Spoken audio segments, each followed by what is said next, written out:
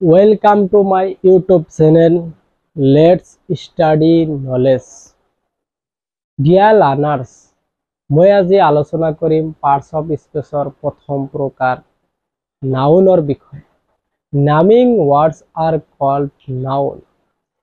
গোটেই ব্ৰহ্মাণ্ডত নাম বুজোৱা সকলো শব্দক আমি noun বুলি ক'ব পাৰোঁ. এই নাউনক আকৌ আমি মূলতে দুটা ভাগত ভাগ কৰিব পাৰোঁ, যেনে কনক্ৰেট নাউন,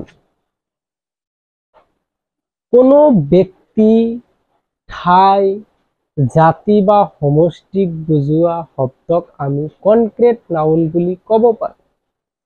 2 নম্বৰে হ'ল এবষ্ট্ৰাক্ট নাউন, কোনো ব্যক্তি বা প্ৰাণীৰ দোষ, গুণ বা অৱস্থাক বুজোৱা নাউনক আমি এবষ্ট্ৰাক্ট নাউন বুলি ক'ব পাৰোঁ.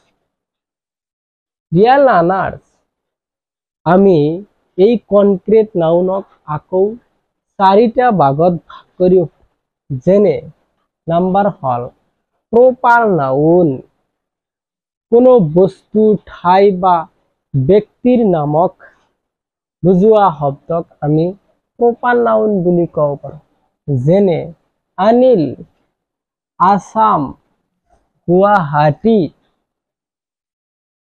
দ্বিতীয় নম্বৰ হ'ল কমন নাউন, যি নাউনে একে জাতীয় সকলো প্ৰাণী বা বস্তুৰ নামক বুজোৱায়, সেই নাউনক আমি কমন নাউন বুলি ক'ব পাৰোঁ, যেনে কাউ. এই কাউটোৱে গৰু জাতিক বুজোৱা হৈছে, গোটেই গৰু জাতিক বুজোৱা হৈছে. Children, elephant. তৃতীয় নম্বৰ হ'ল কালেক্টিভ নাউন, একে জাতীয় যি নাউনে একে জাতীয় প্ৰাণী বা বস্তুৰ সমষ্টিক বুজোৱা হয়, সেই নাউনক কালেক্টিভ নাউন বুলি ক'ব পাৰোঁ, যেনে এ হাৰ্ট অফ কাউ. ইয়াত এই গৰু জাতিৰ সমষ্টিক বুজোৱা হৈছে এই হাৰ্ট শব্দটোৱে ইয়াত গোটেই গৰু জাতিৰ সমষ্টিক বুজোৱা হৈছে. এ সোল অফ ফিছ, এজাক মাখি.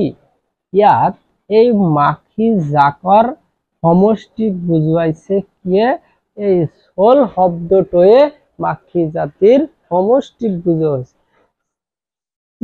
চতুৰ্থ নম্বৰ হ'ল মেটেৰিয়েল নাউন, যি নাউনে পদাৰ্থবাচক বা পদাৰ্থক বুজুৱায়, সেই নাউনক আমি মেটেৰিয়েল নাউন বুলি ক'ব পাৰোঁ. অৰ্থাৎ যি নাউনে যি বস্তুক বুজুৱায়, সেই বস্তুৰ পৰা আন এটা বস্তু আমি সৃষ্টি কৰিব পাৰোঁ, যেনে গোল্ড. গোল্ড হ'ল এটা মেটেৰিয়েল নাউন, পদাৰ্থবাচক নাউন. সিলভাৰ, ৰূপ, ইয়াৰ পৰা আমি বিভিন্ন বস্তু বনাব পাৰি. সিলভাৰ হ'ল মেটেৰিয়েল নাউন. লেড,